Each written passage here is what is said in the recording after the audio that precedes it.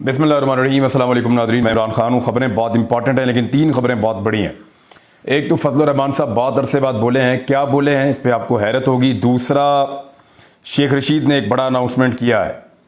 इस अनाउंसमेंट के पीछे असल खबर है, वो मैं आपको बताऊंगा। और इमरान खान साहब के घर में, उनके बेडरूम में जासूसी की कोशिश की गई है। किस तरीके से ये गेम हो रहा है और वो कौन है जो इमरान खान साहब की जासूसी करना चाहता है, ये चीज़ें हैं। साथ ही इमरान खान साहब ने एक नई हिकमत अमली, एक नया प्लान सामने रख दिया है। वो इस्लामाबाद के परेड ग्राउंड में एक बहुत बड़े जलसे का इरादा कर चुके हैं, जबकि सेम टाइम में वो पूरे पाकिस्तान में भी जलसे करेंगे। ये जलसा जो है वो अब जुलाई में होगा और जुलाई के महीने में एक नया मोमेंटम बनेगा जो अगस्त तक चलेगा। अगस्त में मौसम तब्दील हो जाएगा और बहुत सारी चीज़ें बड़ी होने जा रही हैं। लेकिन सबसे पहले फजलुर रहमान साहब, बड़ी खबर। मौलाना फजलुर रहमान साहब लंबे अरसे के बाद मंजर आम पर आए हैं। इससे पहले वो बातचीत नहीं कर रहे थे, उम्रे पर भी चले गए थे, खामोशी छाई हुई थी। वो सदर पाकिस्तान बनना चाहते थे, उनसे वादे भी किए गए थे कि उनको सदर पाकिस्तान बनाया जाएगा, लेकिन वो सदर पाकिस्तान नहीं बन पाए या उनको कोई और अहम ओहदा भी नहीं मिला। उनके बेटे को एक वजारत मिली है जो पहले मुराद सईद के पास थी, और उनका बेटा उस वजारत को एंजॉय कर रहा है। यानी शहबाज शरीफ ने अपने बेटे को वजीर आला पंजाब लगा दिया, जरदारी साहब ने अपने बेटे को वजीर खारजा लगा दिया, और फजलुर रहमान साहब ने अपने बेटे को अच्छी जो दिहाड़ी वाली बड़ी वजारत है मवासलात, उसका वजीर लगा दिया। तो मौलाना फजलुर रहमान साहब जो हैं वो दोबारा जब मंजर आम पे आए तो इमरान खान की गर्दान लेकर आए। यानी आज भी इमरान खान उनके आसाब पे उतना ही सवार है। वजह यह है कि खैबर पख्तूनख्वा पूरा का पूरा हाथ से निकल गया है। जहां मौलाना फजलुर रहमान साहब तगड़े हुआ करते थे, वो पूरा सूबा उनके हाथ से स्लिप हो रहा है। फजलुर रहमान साहब ने कहा कि इमरान खान साहब, आपके खिलाफ आलमी साजिश नहीं हुई, बल्कि फजलुर रहमान ने साजिश करके तुमको गिराया है। यानी हालात यहां तक पहुंच गए हैं कि आलमी साजिश के बयानिए से जान छुड़ाने के लिए, जो पूरी कौम मानती है, सब मानते हैं कि अमेरिका ने साजिश की थी, लोकल मीर जाफर और मीर सादक उसके अंदर शामिल थे, और उन्होंने मिलकर इमरान खान साहब की हुकूमत को गिरा दिया। पैसा भी इस्तेमाल हुआ, ताकत भी इस्तेमाल हुई, ताल्लुक भी इस्तेमाल हुआ, लालच भी इस्तेमाल हुई, और हर चीज को इस्तेमाल किया गया, डराया भी गया लोगों को।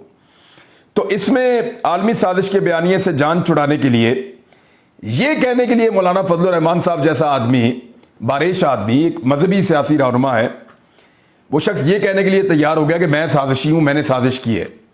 अब साजिशी होना या साजिश करना तो एक बहुत बुरी बात है, लेकिन ये इल्ज़ाम भी अपने ऊपर मौलाना फजलुर रहमान ने ले लिया है। जैसा कि थोड़े दिन पहले बिलावल भुट्टो की पार्टी ने लिया था, और उन्होंने कहा था कि इमरान खान साहब, आपके खिलाफ साजिश अमेरिका में नहीं, बिलावल हाउस में हुई है। तो अमेरिका को बचाने के लिए, या अपने माई बाप को बचाने के लिए, या अपने माई बाप को प्रोटेक्ट करने के लिए कि पाकिस्तानी हमारे माई बाप को या अमेरिका को बुरा ना समझें, ये सियासतदान इस हद तक गिर सकते हैं कि अपने ऊपर साजिश का इल्ज़ाम ले रहे हैं। हालांकि हर आदमी इससे जान छुड़ाता है कि मैंने साजिश नहीं की, लेकिन मौलाना फजलुर रहमान साहब ने भी यह साजिश अपने गले डाल ली कि मैंने साजिश की है, अमेरिका ने नहीं की है। यह तो आ गई आपके सामने एक चीज़। मुझे लगता था कि इसराइली सफ़ीर के मामले पे मौलाना फजलुर रहमान साहब बात करेंगे, लेकिन उस पर मेरे सामने कोई बात नहीं आई। मौलाना फजलुर रहमान साहब ने एक और बात की है, और उसमें उन्होंने ये कहा है कि अगर इंक्वायरी होती है, यानी न्यूट्रल्स को ब्लैकमेल कर रहे हैं, न्यूट्रल्स फंस गए। उनको यह लगता था कि इमरान खान साहब को निकालने के बाद सिर्फ एक पॉलिटिकल लीडर होगा जिसको वो नाराज कर लेंगे। फिर उनको लगता था पब्लिक उनसे कभी नाराज नहीं होगी। फिर उन्हें लगता था कि इतनी सारी जो 15-16 पॉलिटिकल पार्टीज हैं वो सारी हमारे हक में आ जाएंगी। लेकिन अब तो वो भी ब्लैकमेल कर रहे हैं।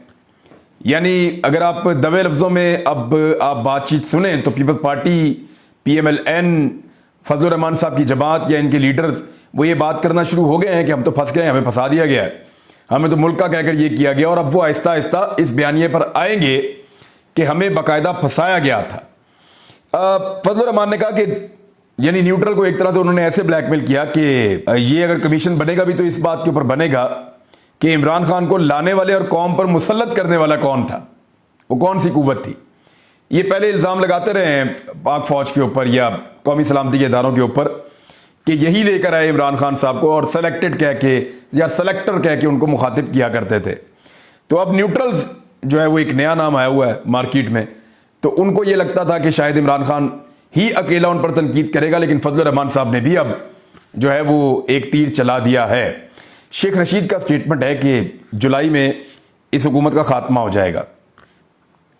یاد رکھیے جولائی میں اس حکومت کا خاتمہ ہو جانا ہے، یہی سب کو لگتا ہے، کیونکہ سب کو یہ نظر آ رہا ہے کہ اکتوبر میں انتخابات ہوں گے اور نئے آرمی چیف کی تعیناتی جو 29 نومبر کو ہونے جا رہی ہے وہ یہ امپورٹڈ سرکار کے ہاتھوں نہیں ہوگی، جو ایک اہم ترین فیصلہ ہے پاکستان کے مستقبل کا، ایک اہم ترین فیصلہ ہے پاکستان کی سیاست کا میں اس لیے کہہ رہا ہوں کہ عموماً اداروں کا تعلق سیاست کے ساتھ بھی ہوتا ہے اور سیاستدان ہی لگاتے ہیں آرمی چیف کو، تو اس میں اتنے اہم فیصلے کو جو ہے وہ نہیں چھوڑا جا سکتا امپورٹڈ سرکار کے اوپر۔ پبلک بھی شاید ایسا ہی سوچتی ہے، عام آدمی بھی یہی سوچتا ہے، تو زیادہ لوگوں کا یہ کہنا ہے کہ نومبر میں ایک نئی حکومت ہوگی جو آ کر یہ اہم تعیناتی کرے گی۔ اب اس میں جو ہے جو پی ڈی ایم کی سرکار ہے وہ اس میں ایک کنسنسس پیدا کرنے کی کوشش کر رہی ہے۔ پی ایم ایل این تو کم سے کم مان چکی ہے، باقی جماعتیں ابھی نہیں مان رہی۔ پی ایم ایل این اس لیے ہر بات مان رہی ہے کیونکہ ان کو نظر آ رہا ہے کہ بہت بری شکست ہے الیکشن میں۔ پیپلز پارٹی کو اتنی بری شکست نظر نہیں آ رہی اور باقی جماعتوں کو بھی اتنی بری شکست نظر نہیں آ رہی، تو پی ایم ایل این نے یہ آئیڈیا دیا ہے کہ کیوں نہ یہ جو معاملہ ہے کہ آرمی چیف کی تعیناتی وزیر اعظم کرتا ہے اس کو ختم ہی کر دیں، یعنی یہ امپورٹڈ سرکار نے آرمی چیف لگایا ہی نہیں، یہ تعیناتی ہم نے کی ہی نہیں۔ ایک کام کرتے ہیں کہ آرمی کے اندر ایک ایسا میکینزم بنا دیتے ہیں آئین میں ترمیم کے ساتھ اور ایک ایسا قانون پاس کر دیتے ہیں جس میں آرمی جانے اور ان کا آرمی چیف جانے، وہ اپنا ایک میکینزم بنا لیں اور اس کے اندر وہ اپنا آرمی چیف خود ہی تعینات کر دیا کریں ہر 3 سال کے بعد، بجائے اس کے کہ ایک پولیٹیکل وزیر اعظم جو ہے یا ایک وزیر اعظم پاکستان کا جو ہے وہ ایک آرمی چیف تعینات کرے۔ اب اس حد تک یہ پہنچ گئے ہیں، لیکن اس میں پی ایم ایل این کے اندر بھی ڈیوائیڈ ہے اور باقی پولیٹیکل پارٹیز میں بھی ڈیوائیڈ ہے کہ یہ وزیر اعظم کا استحقاق ہے اور صدر پاکستان سپریم کمانڈر ہوتے ہیں، وزیر اعظم پاکستان پورے کا رکھوالا ہوتا ہے اور اس کے انڈر میں ادارے کام کرتے ہیں، لہٰذا وزیر اعظم پاکستان کے بعد یہ اختیار رہنا چاہیے۔ بہرحال یہ آئیڈیا جس نے بھی دیا خواجہ آصف کو بڑا تگڑا آئیڈیا دیا ہے کہ آپ امپورٹڈ سرکار کو اگر اگلے سال تک لے جانا چاہتے ہیں تو آرمی چیف کی تعیناتی کو خودکار سسٹم میں ڈال دیں تاکہ آرمی کی کنٹروورسی جو ہے اس معاملے کی اس تعیناتی کی یہ ختم ہو جائے۔ بہرحال جو بھی ہے وہاں کیا ہوتا ہے، اگر تو الیکشن کروا دیتے ہیں اکتوبر میں یا نومبر کے آغاز میں بھی چلیں تو جولائی میں حکومت ختم کرنی پڑے گی، میکسیمم جولائی کے اینڈ تک، اس سے آگے پھر معاملہ جا نہیں سکتا۔ لیکن اگر یہ حکومت ختم نہیں کی جاتی تو یاد رکھیے گا عمران خان صاحب وہ جلتا ہوا ٹائر ان سب کے گلے میں ڈال دیں گے کہ ان کو مصیبت پڑ جائے گی۔ اس وقت انہوں نے تحریک روکنے کی کچھ وجوہات ہیں۔ ایک، جو تحریک کا مومنٹم ہے وہ لگاتار اوپر کی جانب جا رہا ہے۔ 2، لوگوں کی تھاٹس میں زیادہ کلیئرٹی آتی جا رہی ہے۔ 3، امپورٹڈ سرکار کی نااہلی، نکما پن اور ان کی غلط پالیسیاں اور بڑھتی ہوئی مہنگائی یہ لوگوں کے اوپر ڈائریکٹ امپیکٹ ڈال رہی ہے اور لوگوں کو سمجھ آ رہی ہے کہ ان کے پلے کچھ نہیں تھا، ان کے پلے کچھ نہیں تھا، ان کا کوئی تجربہ نہیں تھا، انہوں نے پاکستان کو ڈبو کے رکھ دیا ہے، غریب آدمی کی زندگی عذاب میں ڈال دی ہے۔ چوتھی چیز جو عمران خان صاحب کے دماغ میں ہے وہ موسم کا فیکٹر بھی ہے۔ پنجاب میں بہت شدید گرمی پڑ رہی ہے اور یہ گرمی جولائی کے مہینے سے کم ہونا شروع ہو جاتی ہے، تو اگست میں ایک شاندار تحریک چل سکتی ہے۔ اگر تو جولائی میں یہ حکومت ختم نہ ہوئی تو اگست میں عمران خان صاحب پورے پاکستان کو باہر نکالیں گے اور اس کا آغاز انہوں نے ابھی کر دیا ہے۔ عمران خان صاحب نے کیا کہا ذرا میں آپ کو یہ سنا دیتا ہوں، لیکن یہ یاد رکھیے گا کہ اس مرتبہ جب قوم باہر نکلے گی تو معاملہ بہت مختلف ہو جائے گا۔ لوگ تنگ آئے ہوئے ہیں، خودکشیاں کر رہے ہیں، پریشان ہیں، غربت کے ہاتھوں پریشان ہیں، مہنگائی کے ہاتھوں پریشان ہیں، اور یہ مہنگائی جولائی کے مہینے میں کم ہوتی ہوئی دکھائی نہیں دے رہی۔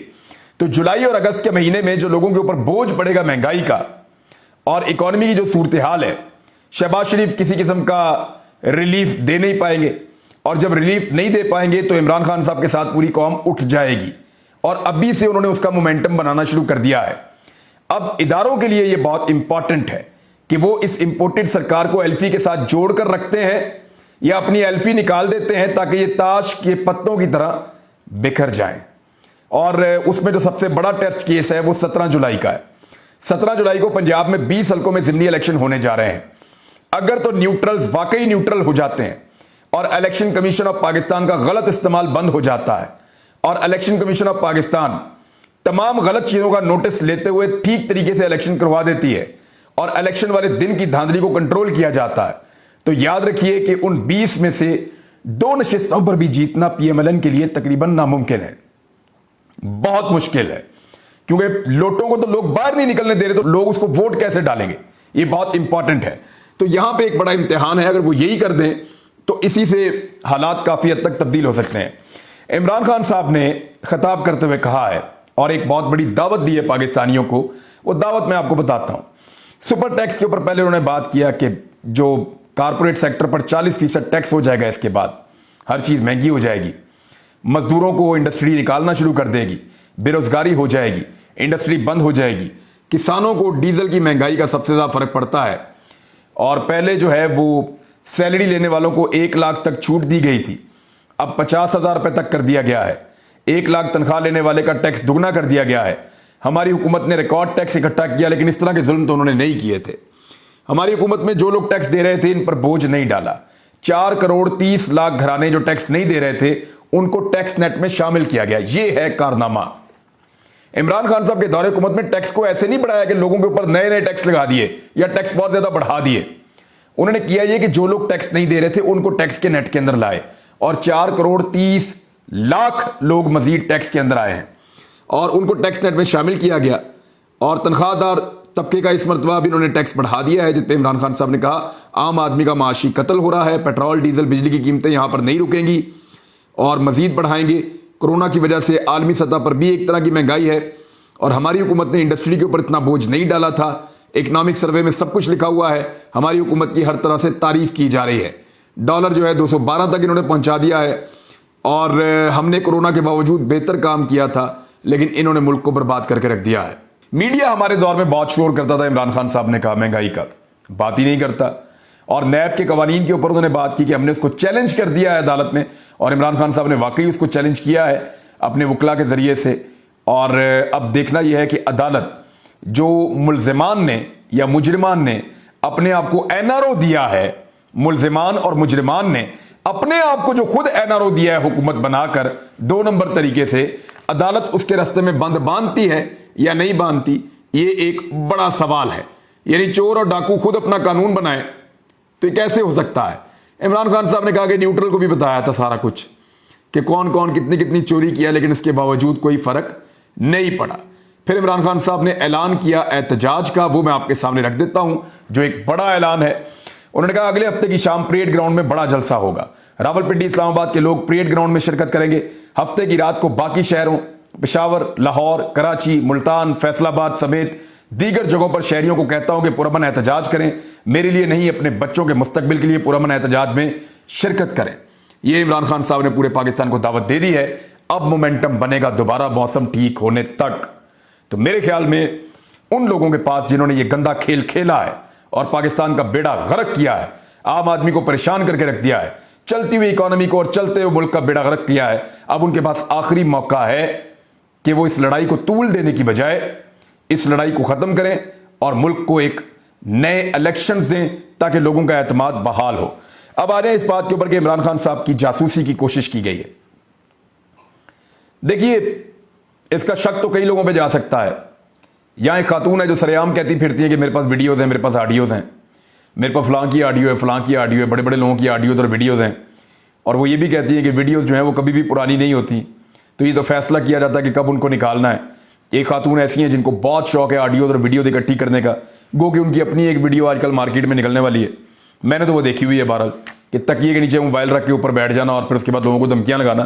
وہ میں نے دیکھی ہوئی ویڈیو دیکھیں گے تو آپ کو پتا چلے گا فرعونیت اصل میں کہتے کس کو ہیں، کہ آپ اقتدار میں بھی نہ ہو، آپ گرفتار ہو کرپشن میں، اس کے باوجود فرعونیت کسے کہتے ہیں آپ اس ویڈیو میں دیکھ سکتے ہیں۔ تو عمران خان صاحب کی جو جاسوسی ہے اس کی ایک ناکام کوشش کی گئی ہے، اور وہ کون تھا یہ بھی سوال پیدا ہوتا ہے کہ جس نے عمران خان کے ملازم کو خریدنے کی کوشش کی یا خریدا۔ ملازمین کو خرید کر جاسوسی کی کوشش کی گئی۔ بنی گالے میں موجود ایک ملازم نے بھانڈا پھوڑ دیا۔ عمران خان کے کمرے میں جاسوسی ڈیوائس لگانے کے لیے پیسے دیے گئے تھے۔ ایک ملازم جو عمران خان صاحب کے کمرے کی صفائی ستھرائی کرتا ہے، اور اس ملازم کو سیکیورٹی ٹیم کو پتا چلا کہ یہ ملازم کوئی سیکیورٹی جاسوسی کی ڈیوائس ہے جو عمران خان صاحب کے کمرے میں لگانا چاہتا ہے، اور اس منصوبے سے جب سیکیورٹی ٹیم کو آگاہ کیا گیا تو اس ملازم کو انہوں نے پکڑ لیا، اور پکڑنے کے بعد انکوائری کی اور پولیس کے حوالے کر دیا۔ कमरे की सफाई करने वाला मुलाजिम जो है उसको बाकायदा ट्रैप किया गया था। उसको कहा गया था कि आपका कारोबार सेट करवा देंगे, और फिर उसको कहा गया कि बहुत सारे पैसे भी उसको बार बार दिए गए, और इसके बदले में जासूसी की जो डिवाइस है वो इमरान खान साहब के कमरे में और जहां जहां जरूरत थी वहां पे उससे लगवानी थी। फिर शहबाज गिल ने एक और बात की है, उन्होंने कहा कि हमारे लोगों को दफ्तरों में बुलाकर मालूमात हासिल करने की कोशिश की जाती है, हमारे लोगों को अपने दफ्तरों में बुलाकर धमकाया जाता है। अब आप जानते हैं कि कौन लोग धमकाते हैं इस तरीके से, ये शर्मनाक हरकतें हैं। पकड़े जाने वाले मुलाजिम ने और भी बहुत सारी बातें बताई हैं जो तहरीक इंसाफ कह रही है अभी हमने नहीं बतानी, लेकिन उसने क्या क्या काम किए हैं ये आपको आने वाले वक्त में पता चलेगा। और इसके पीछे कौन था, वो कौन था जो इमरान खान की जासूसी करना चाह रहा था, ये आपको आने वाले वक्त में पता चल जाएगा। अब तक के लिए इतने, अपना ख्याल रखिएगा, अपने इस चैनल का भी। अल्लाह हाफिज़।